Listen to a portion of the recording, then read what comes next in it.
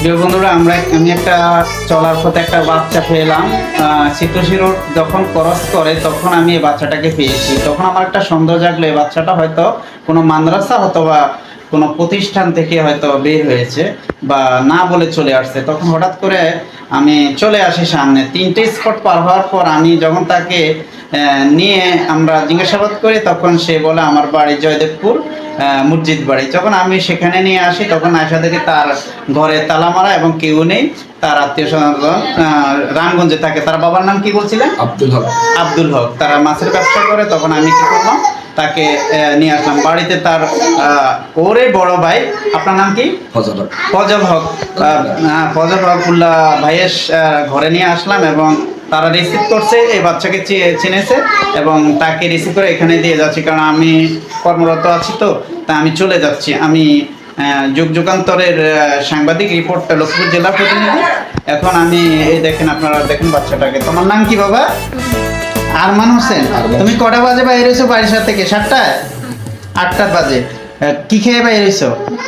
তোমার মাদ্রাসা পাঠাইবার জন্য বলছিল?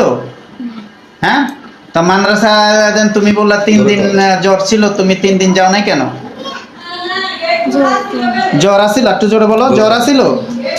জ্বর ছিল তো তুমি মাদ্রাসা জ্বর ছিল, এখন তুমি ওষুধ খাইবা, তুমি কেন বাইরে থেকে বাইরে হয়েছো? তোমার আম্মা বকছিল? তোমার বাবা বকছিল? তাহলে কেন বাইরে হয়েছো বলো? নানার বাড়ি যাবা? তো নানার বাড়ির উদ্দেশ্যে তুমি রওনা হইছো, তোমার বাবার কাছে বলছো, মার কাছে বলছো?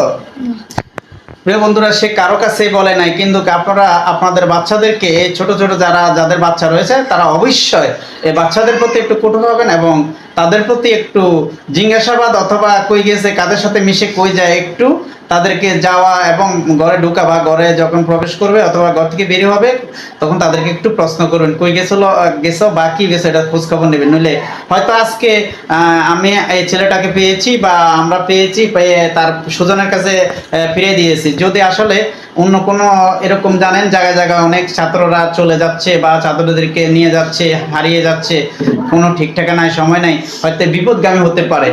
এখন আপনারা সবাই একটু সচেতন হবেন, যেন সকল বাবা মার উদ্দেশ্যে আমি বলবো যে সতর্ক হন, নইলে বিপদ ঘটতে পারে। আজকে হয়তো এই একটা ছেলে আরমান, তাকে তার বাবা মা হারাতে হতো যদি অন্য কোথাও চলে যেত। আপনার নাম কি বলছিলেন? ফজল হক ভাই। আপনার এই যে আপনার ভাতিজা হয়, আপনার কি হয়? আমার ভাতিজাকে আপনি এইভাবে কষ্ট করে আনার জন্য আপনাকে অনেক অনেক ধন্যবাদ আমি জানাই এবং আমাদের মতো ফ্যামিলি সবাই সতর্ক থাকার জন্য আমি অনুরোধ জানাই। আর এইতে আপনার প্রতি, আমার এই ধরনের সাংবাদিকের প্রতি আমার অনেক আন্তরিকতা সারা জীবন থাকবো।